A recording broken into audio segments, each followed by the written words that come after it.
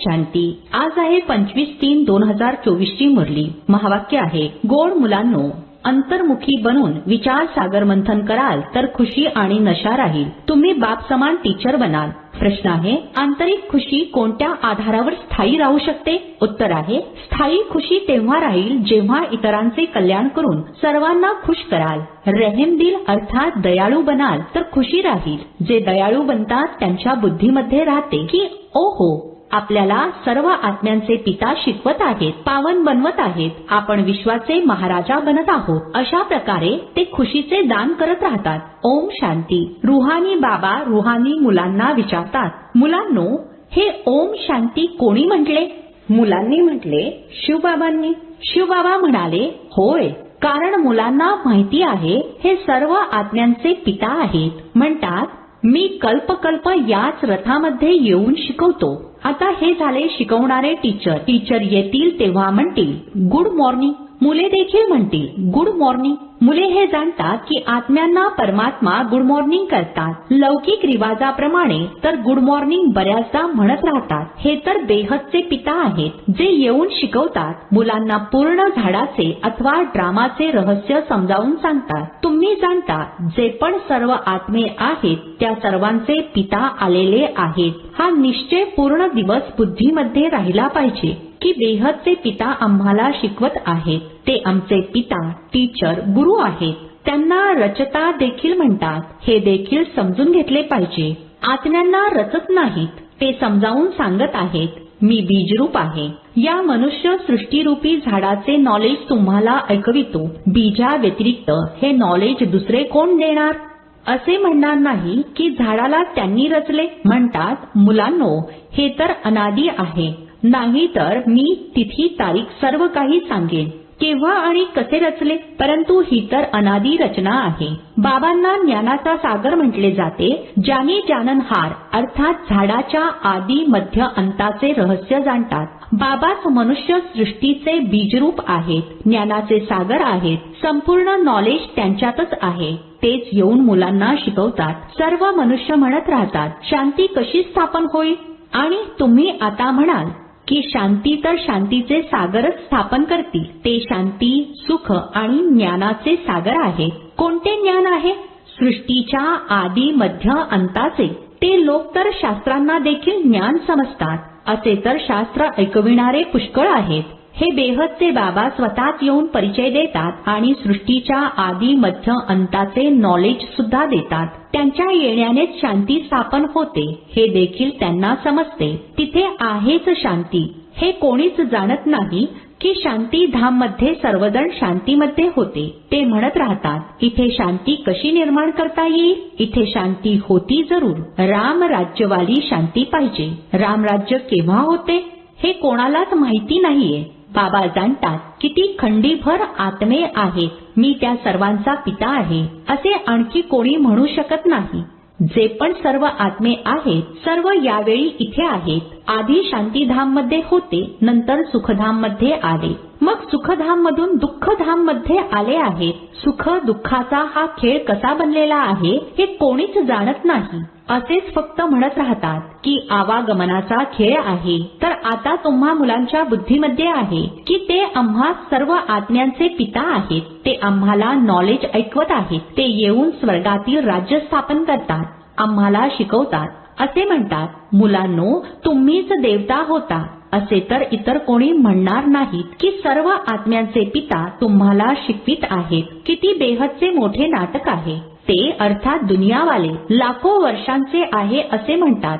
तुम्ही म्हणाल हा 5000 वर्षांचा खेळ आहे. आता तुम्हाला माहित झाले आहे की शांती 2 प्रकारची असते. एक आहे शांतीधामची, दुसरी आहे सुखधामची. हे तुम्हा मुलांच्या बुद्धीमध्ये आहे की सर्व आत्म्यांचे पिता आपल्याला शिकवत आहेत. हे तर कोणत्या शास्त्रामध्ये सुद्धा नाहीये. बेहदचे पिता आहेत ना.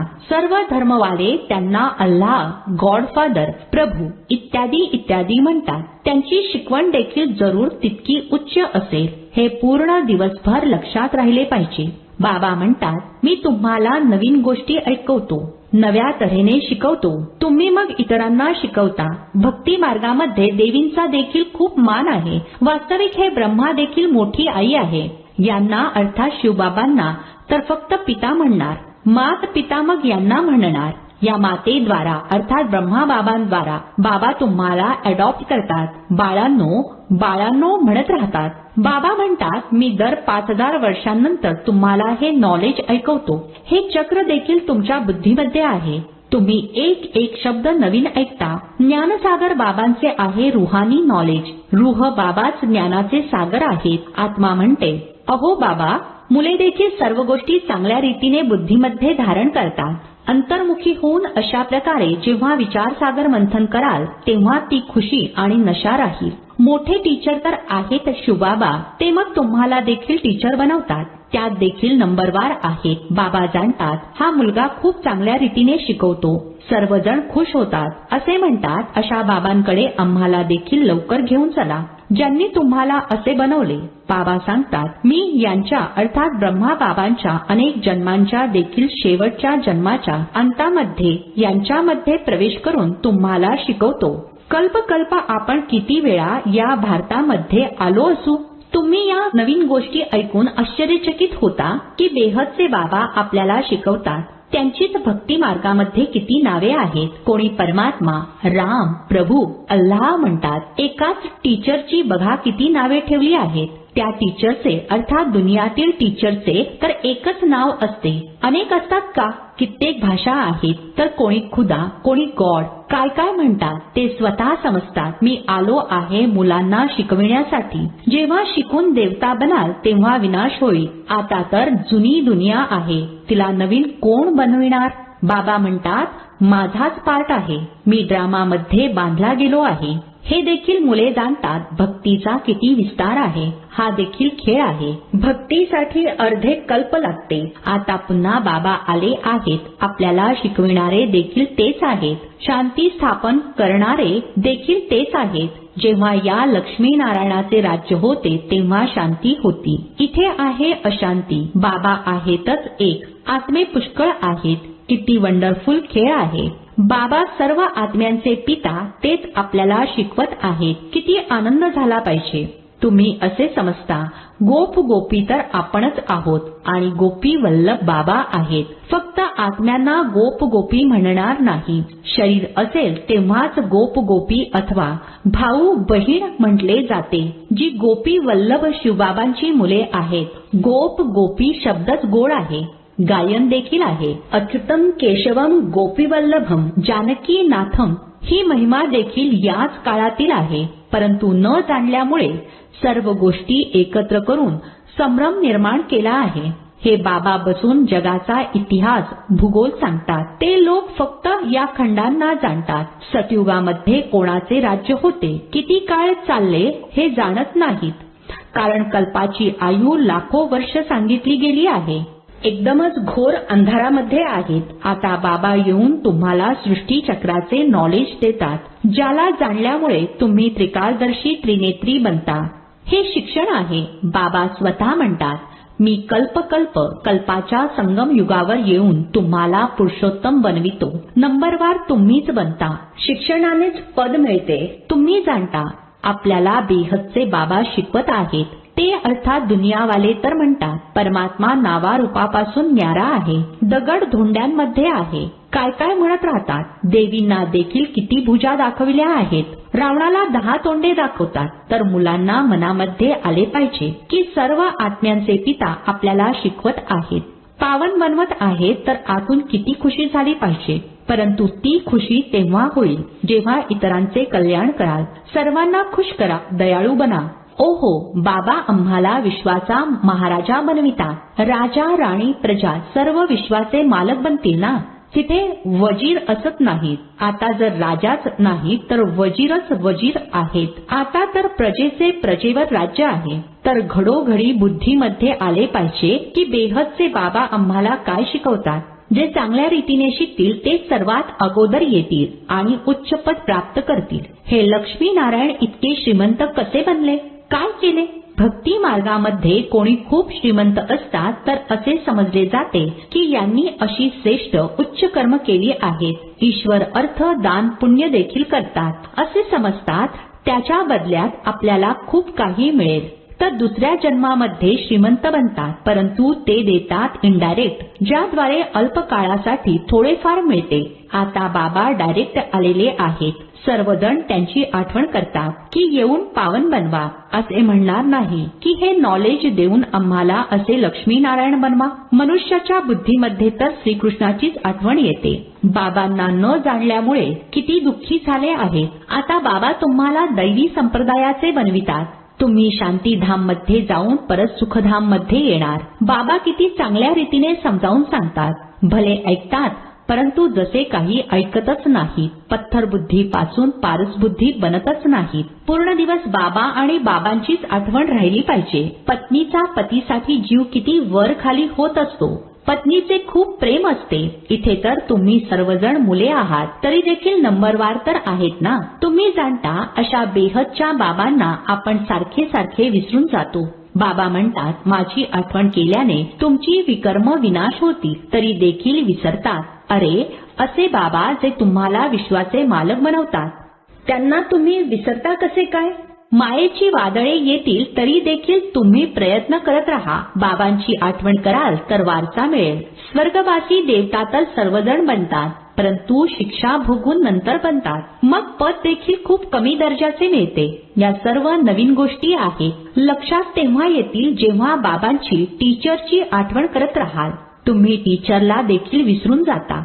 बाबा म्हणतात जोपर्यंत मी आहे विनाशाची वेळ येईल आणि सर्व काही या ज्ञान योगामध्ये स्वाहा होईल, तोपर्यंत हे शिक्षण चालत राहील. तुम्ही म्हणाल शिकवले तर सर्व काही आहे, अजून आणखीन काय शिकवणार? बाबा म्हणतात नवीन नवीन पॉइंट्स निघत राहतात. तुम्ही ऐकून खुश होता ना, तर चांगल्या रीतीने शिका आणि सुदाम्याप्रमाणे जे ट्रान्सफर करायचे आहे ते देखील करत राहा. हा देखील खूप मोठा व्यापार आहे. बाबा अर्थात ब्रह्मा बाबा व्यापारामध्ये देखील खूप मोठ्या मनाचे होते. रुपयातून एक आणा धर्माऊ म्हणून काढत होते. भले तोटा होत होता, कारण सर्वात आधी मला पेटीत घालावे लागत होते. असे म्हणायचे तुम्ही जितके जास्त पेटीत टाकाल तर तुम्हाला पाहून सर्वजण टाकतील, तर खूप जणांचे कल्याण होईल. तो होता भक्ती मार्ग. इथे तर सर्व काही बाबांना देऊन टाकले. बाबा हे सर्व काही घ्या.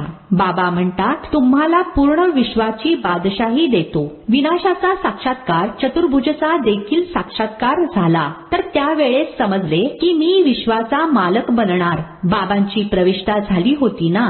विनाश पाहिला, बस ही दुनिया नष्ट होत आहे. हा धंदा इत्यादी काय करू?